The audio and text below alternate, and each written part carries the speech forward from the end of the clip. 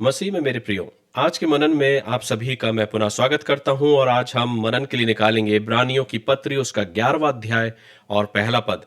इब्रानियों 11 अध्याय के पहले पद में लिखा है, अब विश्वास आशा की हुई वस्तुओं का निश्चय और अनदेखी वस्तुओं का प्रमाण है। मेरे प्रियो, जीवन में कई बार परिस्थितियां बदलती रहती हैं, लोग बदल जाते हैं, वक्त बदलता है, हालात बदलते हैं, लेकिन जो व्यक्ति विश्वास में स्थिर रहता है वह तूफान में भी खड़ा रह सकता है। आइए हम परमेश्वर के वचन से कुछ बातों को सीखेंगे कि कैसे जब हम अपने जीवन में विश्वास में स्थिर होते हैं तो हम परमेश्वर की ये आशीषों को देखने पाते हैं। जब अब्राहम को वचन मिला तो परिस्थिति उसके पक्ष में नहीं थी, उम्र अधिक थी, संभावना कम थी, फिर भी उसने परमेश्वर के वचन पर विश्वास किया और प्रभु ने उसे एक संतान से आशीष प्रदान करी।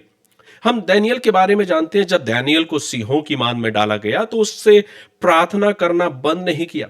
वो सिंहों की मान में भी स्थिर रहकर प्रार्थना करता और उसकी स्थिरता ही उसकी गवाही बनी कि जब राजा दूसरे दिन आया तो दानियल उस सिंहों की मान में सुरक्षित था।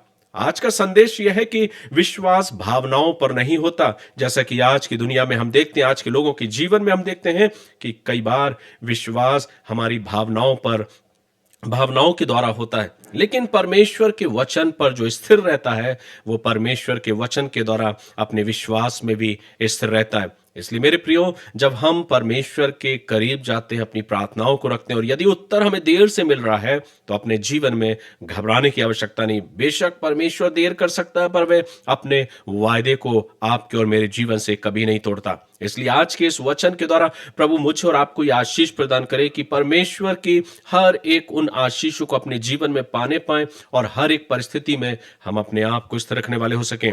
हमारा और आपका विश्वास मजबूत हो और हम अपने जीवन में, अपनी सेवकाई में, अपने कार्य के हर एक क्षेत्र में अडिगता के साथ और विश्वास योग्यता के साथ अपने जीवन में आगे बढ़ने पाए, ताकि अपने जीवन के द्वारा औरों को भी गवाही दें और दूसरे भी हमारे जीवन को देख के प्रेरित होने पाए। इसलिए आज इस वचन के द्वारा हम इस बातों को सीखते हैं कि विश्वास हमारे जीवन में अगर हम बनाकर रखते हैं तो हम अपनी जिंदगी में परमेश्वर की आशीषों को देखने पाते हैं। आइए हम प्रार्थना करें। हम प्रार्थना करते हैं प्रभु कि आज हमारे जीवन में चाहे परिस्थितियां कैसी भी क्यों ना हो, हम अपने विश्वास को परिस्थिति के आधार पर नहीं, पर हमारा विश्वास आप पर दृढ़ता के साथ बना रहे।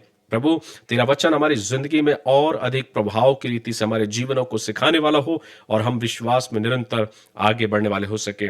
इस आशा और विश्वास के साथ प्रभु हर एक सुनने वालों को आज के इस वचन को आपके हाथों में सौंपते हैं। प्रार्थना करते हैं प्रभु हर एक आपकी आशीषों को अपने जीवन में पाने पाए और अपनी जिंदगी में आगे बढ़ने वाला हो सके। इस आशा और विश्वास के साथ प्रत्येक और अपने आप को आज के इस वचन को आपके हाथों में देते हुए प्रार्थना प्रभु यीशु ख्रीस्ट के नाम से मांगते हैं, आमीन। मेरे प्रियो, अंत में एक बात को कह के मैं आज इस मनन को यहीं पर विराम दूंगा।